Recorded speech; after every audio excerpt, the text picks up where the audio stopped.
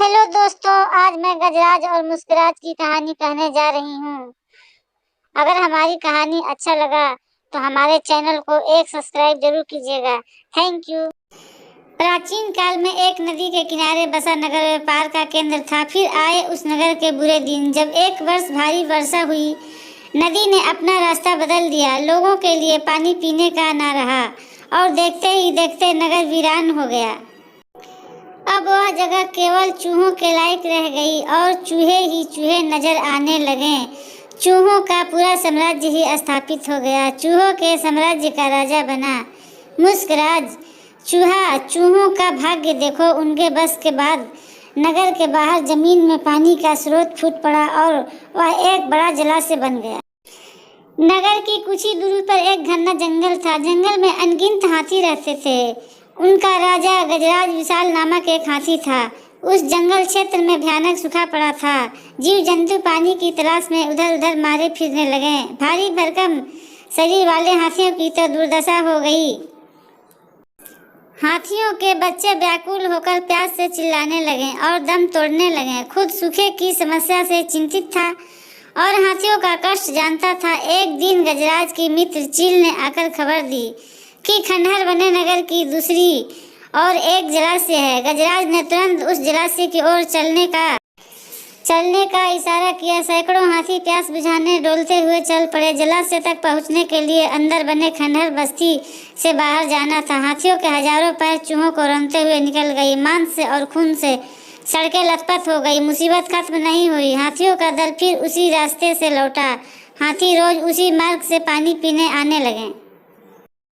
काफी सोचने विचारने के बाद मुस्कुराहट के मंत्रियों ने कहा, महाराज, आप ही को जाकर गजराज से मिलना होगा। वह दयालु हाथी है। मुस्कुराहट हाथियों के वन में गए। एक बड़े पेड़ के नीचे गजराज खड़ा था। मुस्कुराहट उसके सामने बड़ा सा पत्थर के ऊपर चढ़ा और गजराज को नमस्कार करके बोला, हे गजराज हाथी। गजराज को मुस्कुराहट का नमस्कार। हे महान हाथी, मैं आपसे एक निवेदन करता हूँ। मैं कुछ कहना चाहता हूँ। आवाज़ गजराज के कानों तक नहीं पहुँच रही थी।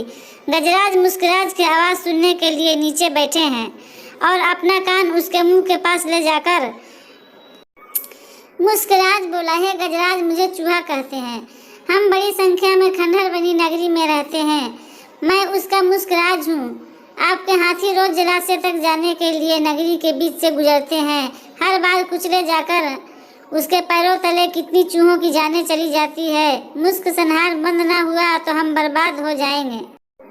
गजराज ने दुख भरे स्वर में कहा, मुस्कुराहट, हमें आपकी बात सुनकर बड़ी दुख हुआ।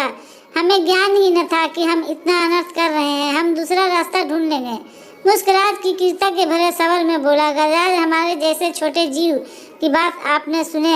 आप बहुत गजराज, अगर हमारी जरूरत पड़े तो जरूर याद करना। गजराज ने सोचा, यह नन्हा जीव क्या हमारे साथ काम आएगा। उसने मुस्कुराकर मुस्कुराहट को विदा किया। कुछ दिन बाद पड़ोसी देश के राजा ने सेना को मजबूत बनाने के लिए उसमें हाथी शामिल करने का निर्णय लिया।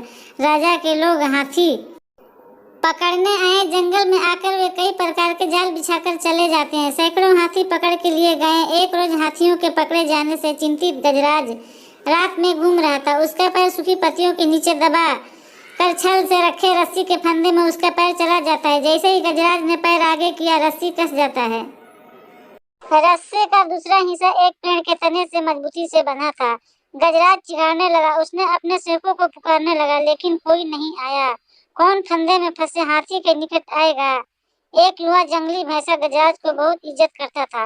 वह छोटा था तो गड्ढे में जा गिरा था। उसकी चिल्लाहट सुनकर गजराज ने उनकी जान बचाई। चिल्लाहट सुनकर वह दौड़ा फंदे में फंसे हाथी के पास पहुंचा। गजराज की हालत देखकर उसको बहुत धक्का लगा। उसके पास पहुंचा और बोला, यह कैसे अन्याय है।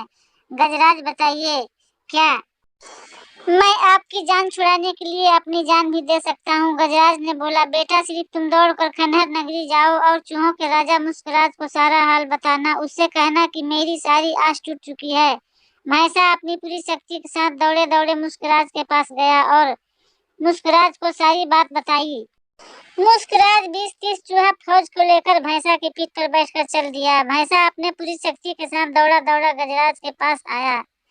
चूहा भैंसे की पीठ से कूदकर और फंदा वाला रस्सी कुतरने लगा। कुछ देर में फंदे की रस्सी छूट गई। गजराज आजाद हो गया।